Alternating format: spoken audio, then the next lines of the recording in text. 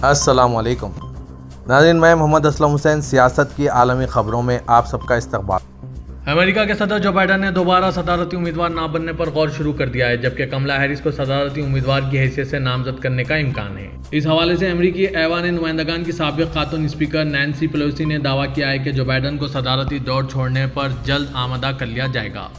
गैर मुल्की खबरसां इदारे AFP की रिपोर्ट के मुताबिक व्हाइट हाउस के तर्जुमान की जानिब से अमेरिकी सदर जो बाइडन के कोरोना में मुब्तला होने के ऐलान के बाद इस बात का इम्कान बढ़ गया है कि वो सदारती इंतखाबात की दौड़ से पीछे हट जाएं। मुतअद्दिद अमेरिकी मीडिया रिपोर्ट्स में कहा गया है कि जो बाइडन अपनी पार्टी के अंदर बढ़ती हुई मुखालिफत के बाद सदारती इंतखाब से पीछे हटने पर गौर कर रहे हैं। न्यूयॉर्क टाइम्स ने जो बाइडन के करीबी दोस्तों का हवाला देते हुए कहा है कि इन्हें यकीन है कि जो बाइडन ने यह तस्लीम करना शुरू कर दिया है कि वो नवंबर में सदारती इंतखाब में रिपब्लिकन हरीफ डोनाल्ड ट्रंप से हार सकते हैं।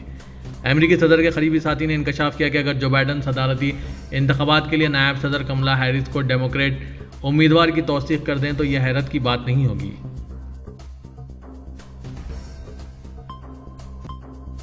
साबिक़ अमेरिकी सदर और रिपब्लिकन सदारती उम्मीदवार डोनाल्ड ट्रंप ने आज जुम्मे को पेंसिल्वेनिया में एक रैली के दौरान अपनी जान पर हुए कातिलाना हमले के तजुर्बे का जिक्र करते हुए कहा कि खुदा ने इनको बचाया है और खुदा इनके साथ है। मिलवाकी में रिपब्लिकन नेशनल कन्वेंशन की इख्तितामी रात में अपनी तकरीर करते हुए जहां उन्होंने सदर के तौर पर अपनी तीसरी GOP नामजदगी को कबूल किया, ट्रंप ने अमेरिकियों के दरमियान इत्तेहाद पर जोर दिया। पेंसिल्वेनिया में एक रैली में हमले के बाद यह इनका पहला अवामी खिताब था। उन्होंने इस लम्हे को बयान किया जब गोली इन्हें लगी थी। उन्होंने कहा कि मुझे यहाँ नहीं होना चाहिए। इसने हुजूम से कहा जिसने हाँ तुम हो का नारा लगाया। ट्रंप ने कहा कि गोली इनसे छूट गई क्योंकि वो कातिल के गोली चलाने से चंद सेकंड पहले झुक गए थे। ट्रंप ने कहा कि जुनूबी सरहद पर इमिग्रेशन के हवाले से मेरी इंतजामिया के शानदार काम के बारे में बहुत फ़ख्र से मैं कहना शुरू किया। मुझे पीछे दाएं तरफ एक बड़ी स्क्रीन पर बॉर्डर क्रॉसिंग की तादाद दिखाई गई।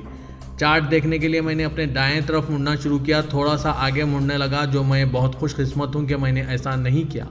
साबिक़ अमेरिकी सदर ने कहा कि उन्होंने एक ज़ोरदार सरसराहट की आवाज़ सुनी और महसूस किया कि मेरे दाएं कान पर कोई चीज़ बहुत ज़ोर से टकराई। मैंने अपने आप से कहा वाह ये क्या था, ये सिर्फ गोली हो सकती है, और अपना दायां हाथ अपने कान के पास लेकर नीचे लाया और मेरा हाथ खून से ढका हुआ था। टेस्ला और स्पेस एक्स के CEO एलन मस्क ने आज जुम्मे को एक बार फिर साबिक़ अमेरिकी सदर डोनाल्ड ट्रंप को $45 मिलियन माहाना देने से इनकार कर दिया। एक वायरल नोट पर रद्दमल जाहिर करते हुए जिसमें इल्ज़ाम लगाया गया है कि मस्क ने ट्रंप को हर माह $45 मिलियन अतिया करने का वादा किया है और अब वो टीम मैगा पर हैं, जो कि ट्रंप के जरिए इस्तेमाल करदा सदारती मुहिम का नारा है। मस्क ने कहा यह नोट गलत है, मैंने किसी से कुछ वादा नहीं किया। मैंने एक PAC बनाया है जो इन उम्मीदवारों की हिमायत पर मरकूज है जो मेरिट क्रेसी और ज़ाती आज़ादी के हामी है, लेकिन आज तक की फंडिंग इस सतह से बहुत नीचे रही है। साबिक़ मोहतमिद ख़ारजा विनय कटार को जुम्मे के दिन हिंदुस्तानी सफ़ीर बराए अमेरिका मुक़र्रर किया गया। वज़ारत ख़ारजा ने कहा कि वो बहुत जल्द अपनी जिम्मेदारी संभाल लेंगे। अमेरिका में हिंदुस्तानी सफ़ीर का ओहदा जनवरी में तरनजीत सिंधु के रिटायरमेंट के बाद से खाली था। विनय क्वेट्रा यकूम में 2022 था। 14 जुलाई 2024 मोहतमिद ख़ारजा रहे। वो 1988 में इंडियन फॉरेन सर्विस में भर्ती हुए थे। अमेरिकी टेक्नोलॉजी कंपनी माइक्रोसॉफ्ट के सिस्टमों में खराबी ने दुनिया भर के एविएशन, बैंककारी, सेहत और नशरियाती सेक्टरों पर मनफी असरात मरतब किए हैं। आर्जे के बाद बरतानवी टेलीविज़न चैनल स्काई न्यूज़ ने आज जुमे के रोज़ नशरियात नहीं दे सका। चैनल की इंतजामिया कमेटी के सरबराह डेविड रोडेस ने सोशल मीडिया प्लेटफॉर्म एक्स से जारी करदा बयान में कहा है कि स्काई न्यूज़ आज सुबह बरारात नशरियात नहीं दे सका। हम अपने नाजरीन से माजरत चाहते हैं। मुल्क में सेहत सेक्टर का ऑनलाइन अपॉइंटमेंट सिस्टम बंद है। एडनबर्ग एयरपोर्ट पर ऑटोमेटिक कंट्रोल सिस्टम बंद होने की वजह से मुसाफिरों के कार्ड हाथ से चेक किए गए हैं। जर्मनी के दारुल बर्लिन में परवाजें आर्जी तौर पर बंद कर दी गई। ऑस्ट्रेलिया के दारुल सिडनी में और मेलबर्न एयरपोर्ट पर भी ऑनलाइन कार्रवाइयाँ मुअत्तल हो गई। हॉलैंड के शाही एयरपोर्ट ने कसीर तादाद में परवाजें मुलतवी करने का ऐलान किया। ग्लोबल इंटरनेट तरसील मुनक़ता होने की वजह से मुकामी वक्त के मुताबिक दिन 11:30 बजे तक इमरजेंसी मरीजों के अलावा हर एक के लिए सेहत की खिदमात मुअत्तल रही और नए मरीज़ कबूल नहीं किए गए। बाज़ अस्पतालों में ऑपरेशन मुलतवी कर दिए गए। फ्रांसीसी फ़िज़ाई कंपनी एयर फ्रांस ने भी कंप्यूटर सिस्टम बंद होने की वजह से बाज़ परवाजें मनसूख कर दी। यूरोप के सबसे बड़े तफरीही पार्क डिज्नीलैंड के साइन बोर्डों पर इंटरनेट मुनक़ता होने के इश्तिहार दिखाई दिए। तुर्किश एयरलाइंस थाई भी इंटरनेट आर्जे से मुतासिर होने वाली कंपनियों में शामिल हैं। जनूबी अमरीकी मुल्क चिली के शुमाल में 7.4 के शिद्दत के ज़लज़ले पेश आए। امریکن جیولوجیکل سروے نے اعلان کیا ہے کہ زلزلے کا مرکز اینٹوفیگاستان علاقے سے منسلک سان پیدرو میں اتاکا میں تھا۔ 7.4 کی شدت کا زلزلہ تقریباً 117 کلومیٹر کی گہرائی میں ریکارڈ کیا گیا۔ زلزلے کے بعد سونامی کی کوئی وارننگ جاری نہیں کی گئی۔ تاحال کسی جانی یا مالی نقصان کی اطلاع نہیں۔ بتایا گیا ہے کہ پیرو کے جنوبی علاقوں تاکنا اور ایرکیپیا میں بھی زلزلے کے جھٹکے محسوس کیے گئے اور عوام میں خوف و ہراس پھیلا ہوا ہے۔ دوسری طرف امریکی ریاست الاسکا کے کھلے سمندر میں بھی 6 کی شدت کے زلزلے محسوس کیے گئے۔ تقریباً 41 کلومیٹر کی گہرائی میں آئے اس زلزلے کے بعد سونامی کی کوئی وارننگ جاری نہیں کی گئی اور نہ ہی کسی جان و مال کے نقصان کی اطلاع ملی۔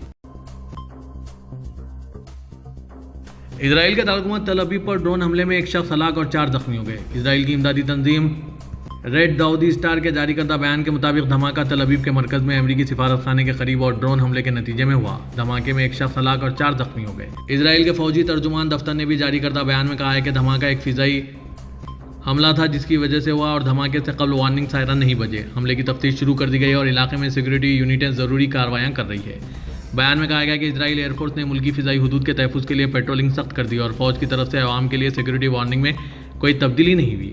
دوسری طرف یمن کے ایرانی حمایت یافتہ حوثیوں کے فوجی ترجمان یحییٰ سیری نے social media plate form x سے جاری کردہ بیان میں تل ابیب پر حملے کی تصدیق کی اور کہا ہے کہ حملے کی تفصیلات بعد میں جاری کی جائیں گی۔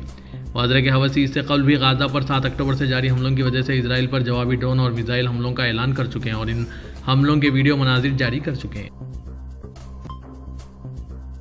اردن نے عمان میں ہالینڈ کے سفیر کو وزارت خارجہ میں طلب کیا اور احتجاجی مراسلہ دیا۔ اردن وزارت خارجہ نے جاری کردہ تحریری بیان میں کہا ہے کہ ہالینڈ کے نسلیت پرست اور اسلام دشمن لیڈر گریٹ ویلڈر کی بیانات پر بطور رد عمل عمان میں ہالینڈ کے سفیر کو وزارت خارجہ طلب کیا گیا اور احتجاجی مراسلہ دیا گیا۔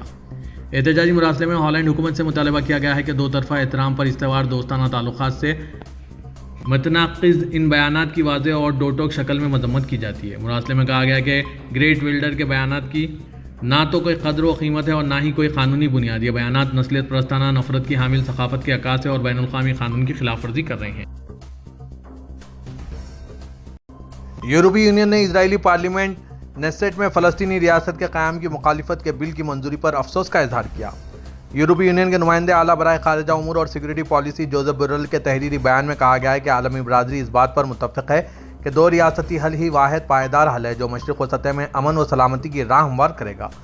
اسرائیلی پارلیمنٹ میں فلسطینی ریاست کے قیام کی مخالفت کی تحریک کی منظوری پر افسوس ہونے کا اظہار کرنے والے اعلامیہ میں اقوام متحدہ کی سلامتی کے متعلقہ فیصلوں کے مطابق 2 ریاستی حل کے لیے یورپی یونین کے عزم کا اظہار کیا گیا۔ بیان میں کہا گیا کہ فلسطینیوں اور اسرائیلیوں کو سلامتی، وقار اور امن کا مساوی حق حاصل ہے۔ سعودی عرب میں موسمیات کے قومی مرکز کے ترجمان حسین قحطانی نے کہا ہے کہ موسم گرما 30 اگست تک جاری رہے گا۔ اخبار 24 کے مطابق موسمیات کے ترجمان حسین قحطانی نے تصدیق کی کہ جدہ میں گرمی کی لہر میں کمی کی گردش کرنے والے معلومات غلط ہے اور موسم گرما 30 اگست کو ختم ہوگا۔ قحطانی کا کہنا تھا کہ درجہ حرارت گرمی کی لہروں کے ساتھ بڑھ سکتا ہے۔ انہوں نے پیش گوئی کی کہ نجران، جیزان اور اسیر کے علاقوں کے کچھ حصوں میں تیز ہوائیں اور ساتھ گرج چمک کے بارش کے بادل بنیں گے۔ اس طرح مملکت کے مشرقی علاقوں مدینہ منورہ اور مکہ کے ساتھ جیزان کے ساحلی حصے گرد و غبار والی ہواؤں سے متاثر ہو سکتے ہیں۔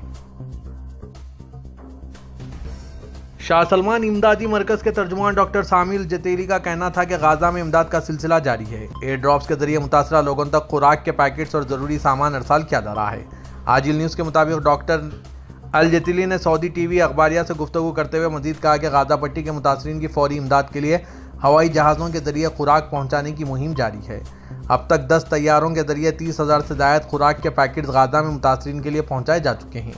طیاروں کے ذریعے گرائی گئی خوراک کے پیکٹس کو 3 طرح سے تقسیم کیا جا رہا ہے، جس میں ناشتہ، دوپہر اور رات کا کھانا شامل ہے۔ ڈاکٹر سامر کا مزید کہنا تھا کہ فضائی امداد کا یہ سلسلہ اس وقت تک جاری رہے گا جب تک وہاں اس کی ضرورت ہے۔ پاکستان میں محکمہ انسداد دہشت گردی کے حکام نے اسامہ بن لادن کے قریبی ساتھی کو گرفتار کرنے کا دعویٰ پیش کیا ہے۔